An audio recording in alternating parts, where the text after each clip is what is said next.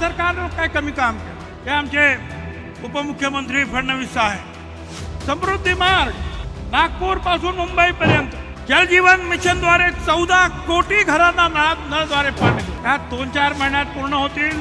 येवल्यातील प्रत्येक घरामध्ये नळाला पाणी येणार आहे. ओबीसी साठी सुद्धा विश्वकर्मा योजना 18 व्यवसायामध्ये जे 12 बलुतेदार त्यांना सुद्धा कर्ज देण्याची योजना सुरू. ज्या खात्याचा मी मंत्री आहे त्या खात्यामधून मोफत अन्नधान्य या देशातील 80 कोटी गरीब घरांमध्ये आज सुद्धा जात आहे. हे नाशिक ही कृषी भूमी आहे, हे आपल्याला विसरता कामा नये. दिंडोरी मतदारसंघातील महायुतीचे उमेदवार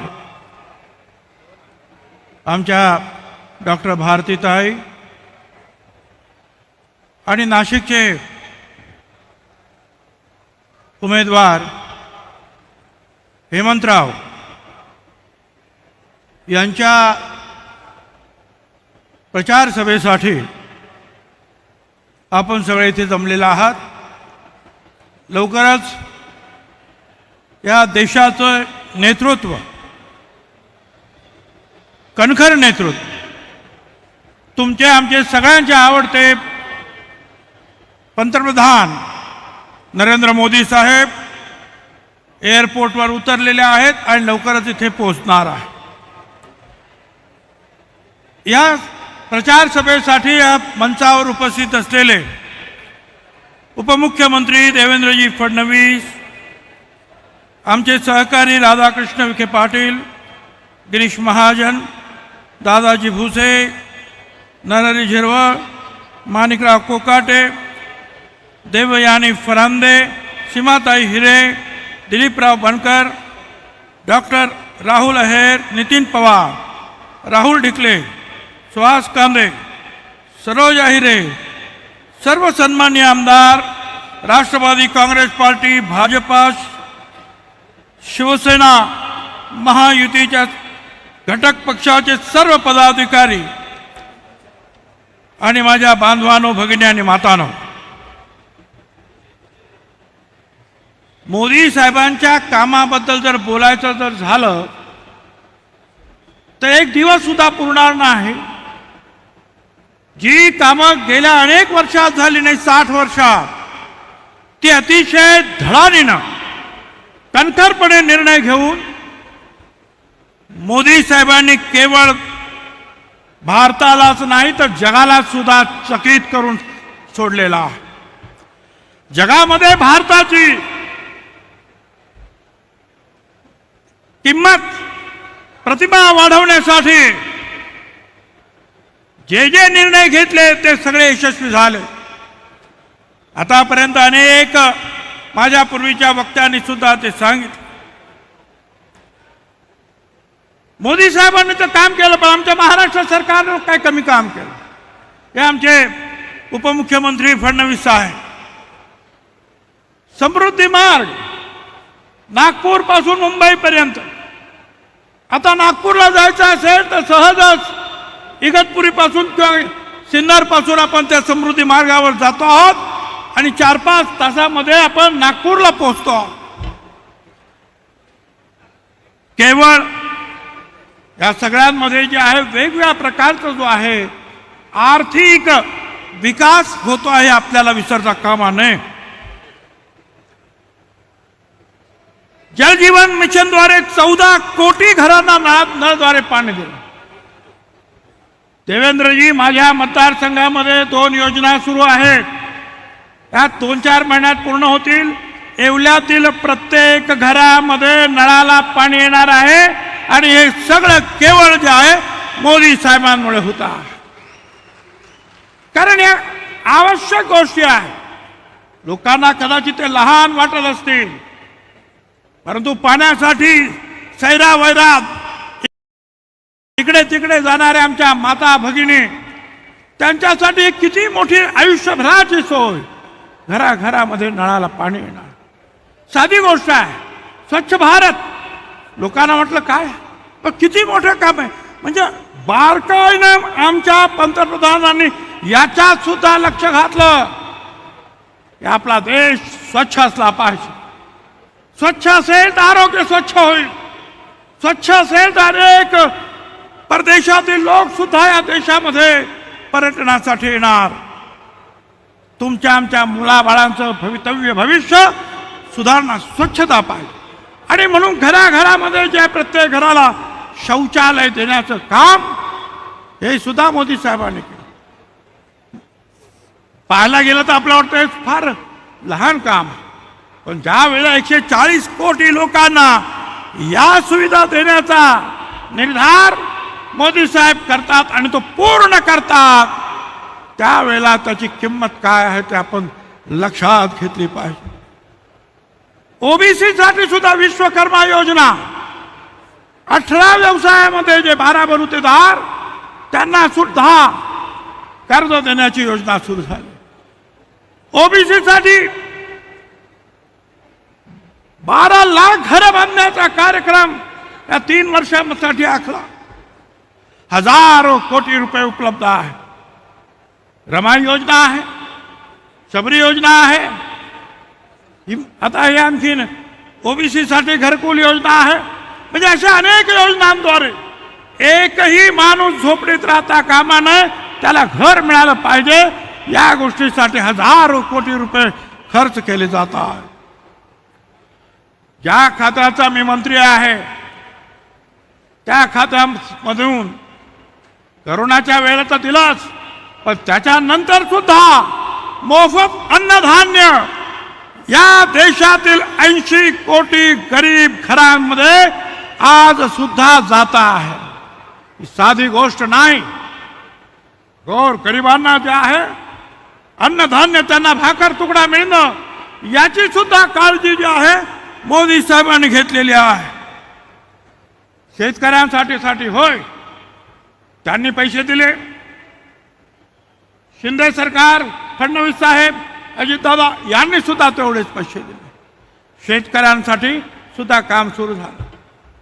फडणवीस साहेब, आपल्याला मला सांगायचं, हे नाशिक मंत्रभूमी, यंत्रभूमी आहे, पण त्याहीपेक्षा ती कृषीभूमी आहे, हे आपल्याला विसरता कामा नये. या नाशिकच्या शेतकऱ्यांनी अनेक प्रयोग करून जे आहे, मग डाळिंब असतील, द्राक्ष असतील, भाजीपाला असेल, कांदा असेल, आज सुद्धा मुंबईचा अर्धा भाजीपाला या नाशिक जिल्ह्यातून जातो, हे लक्षात ठेवा. आणि मग त्यासाठी आपल्याला सगळ्यात महत्त्वाचं म्हणजे पाणी. एक छोटी योजना आम्ही पूर्ण केली. मांजरपाड्याच्या माध्यमातून 10 किलोमीटर बोगदा काढून पाणी आणलं, पण छोटी योजना आहे. पण मोदी साहेबांना सांगायला पाहिजे, आणि तुम्हाला सुद्धा मी सांगतो, त्यांना सांगा, जळगावच्या इथे 99 TMC पाणी आपल्या हक्काचं आहे, ते आपल्याला आणायला पाहिजे. या नारपार खोऱ्यातील जे आहे 50-60 TMC पाणी आहे, हे आपण उचललंच पाहिजे. हे जर केलं तर मराठवाड्याचा सुद्धा तहान भागल्याशिवाय राहणार नाही. त्यासाठी तुम्ही योजना आखली, जेवढा पैसा खर्च होईल तेवढा करा, परंतु शेतकऱ्याला पाणी द्या, मराठवाड्याला पाणी द्या. हे पाणी आणखीन कुठूनही मिळणार नाही. हेच 150-200 TMC पाणी जे आहे तेच तुम्हाला न्यावं लागेल, हे लक्षात ठेवा. यासाठी काम करायला पाहिजे. लहान गोष्टी ते सुरू झालेलं आहे, परंतु हे लवकरात लवकर लोकांना अपेक्षा आहे की पाणी कधी येत आहे. पाणी नाही तर शेती काय करणार. वंदे भारत मध्ये रस्ता काम चालू आहे आमच्या इथे, त्या भिवंडीच्या इथे. मी ट्रेनने यायचो, किती सुंदर गाड्या सुरू झाल्या. राजधानी एक्सप्रेस, वंदे भारत. आपण परदेशामध्ये अशा गाड्या पाहायचो, आणि नंतर आपल्या ट्रेनला पाहिल्यानंतर पण त्यात सुद्धा लक्ष घातलं त्यांनी. बेटी पढाओ, बेटी बचाओ, या गोष्टीकडे सुद्धा आपलं दुर्लक्ष होतं, पण ते सुद्धा काम झालं. आणि म्हणून मला सांगायचं, या मोदी साहेबांचं काम सांगायला दिवस पुरणार नाही. आंतरराष्ट्रीय तर स्तरावर कीर्ती वाढलीच या देशाची, पण या देशासाठी लहान सहान लोकांसाठी त्यांनी काम केलं. मला फडणवीस साहेबांना सांगा, मी मोदी साहेबांना देणार आहे, पत्र देणार आहे. सगळ्यांना माहिती आहे कांदा जो आहे हा सगळा जो आहे आमच्या इकडे वांद्याचा प्रश्न निर्माण झाला. आमचं म्हणणं एवढंच आहे, फडणवीस साहेब तुमच्याकडे धान आहे, त्याच्यासाठी हमी भाव आहे, आणि हमी भाव दिल्यानंतर आपण 2 हेक्टरसाठी 40,000 रुपये शेतकऱ्याला देतो त्याच्या खात्यावर. माझं म्हणणं आहे, मोदी साहेबांनी जाहीर केलेला आहे दुगना पैसा मिलना चाहिए. मग कांद्याला जर 1,000 रुपये जर खर्च असेल क्विंटलला, तर किमान 2,000 पेक्षा जास्त मिळाल्याशिवाय कांद्याच्या शेतकऱ्याच्या घरात 2 पैसे जात नाही. मग त्यासाठी काही करा, योजना आखा, शेतकऱ्यांना, व्यापाऱ्यांना, तज्ञ लोकांना बरोबर घ्या, आणि कायम स्वरूपी जे आहे मार्ग फक्त तुम्ही आणि मोदी साहेब काढू शकतात या हिंदुस्थानामध्ये.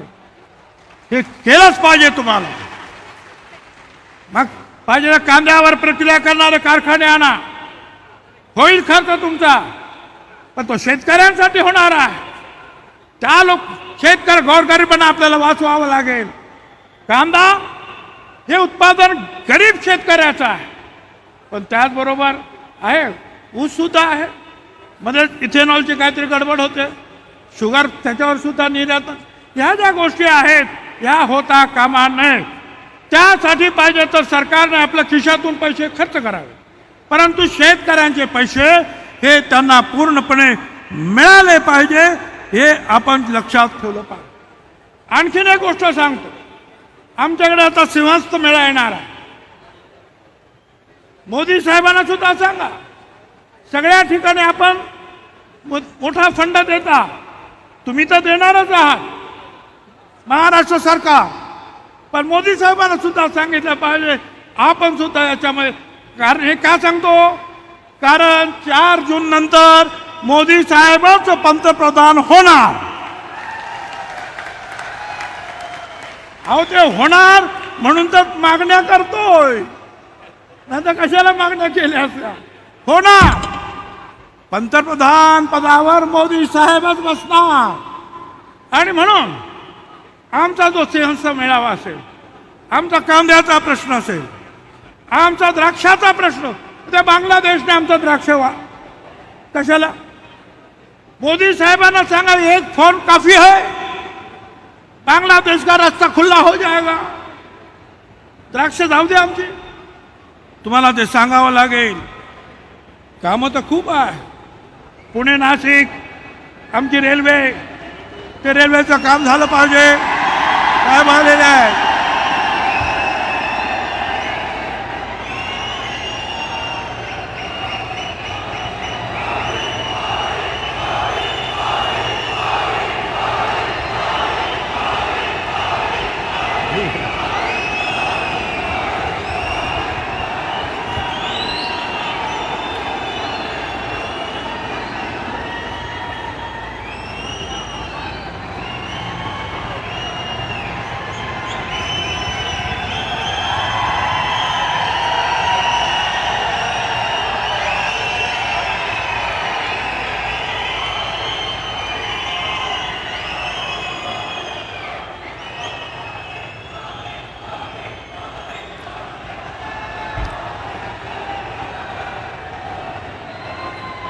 येतात साहेब येतात लवकरच. इथे सगळ्यांनी बसून घ्या, शांतता.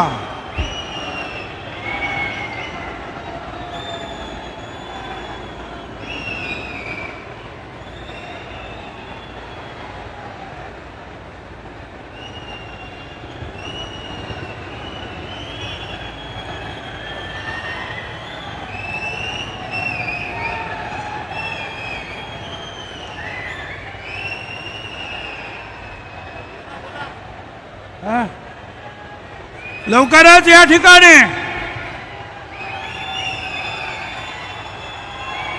आदरणीय मोदी साहेबांचं आगमन होणार आहे. आपण सगळ्यांनी ते आल्यानंतर उभं राहून त्यांना सांगितलं पाहिजे की तुमचे हात बळकट करण्यासाठी नाशिक जिल्ह्यातून जेवढे म्हणून मोदी साहेबांचे उमेदवार आहेत, महायुतीचे उमेदवार आहेत, त्या सगळ्यांना आम्ही दिल्लीला पाठवणार आहोत. आपसातल्या ज्या आहेत अडचणी असतात, कोण याच्यावर संशय, कोण त्याच्यावर संशय, हा संशय कल्लोळ थांबवा. आता फक्त आपल्याला एकच लक्ष आहे, मोदी साहेबांचे हे उमेदवार नाशिक जिल्ह्यातले हे आपल्याला निवडून द्यायचे आहेत. बाकी कुणी काही म्हणेल, रोज नवीन नवीन नवीन नवीन गोष्टी येतील, तुम्हाला नाराज करण्याचा प्रयत्न होईल, गोंधळ निर्माण करण्याचा प्रयत्न होईल. परंतु एक लक्षात ठेवा, लढाई आहे ती लढवय्यासारखी लढायची आहे. आपण सगळ्यांनी एकमतानं येणाऱ्या या 20 तारखेला मतदान करायचं आहे. भारतीताईसाठी जे आहे कमळ निशाणी आणि हेमंत गोडसेंसाठी धनुष्यबाण, हे सगळं आपल्याला लक्षात ठेवून या 20 तारखेला एकवटून सगळी शक्ती दाखवली पाहिजे. ही लढाई जिंकायची आहे. सरफरोशी की तमन्ना आज हमारे दिल में है, देखना है जोर कितना बाजू एक दिल में है. धन्यवाद. जय हिंद, जय महाराष्ट्र.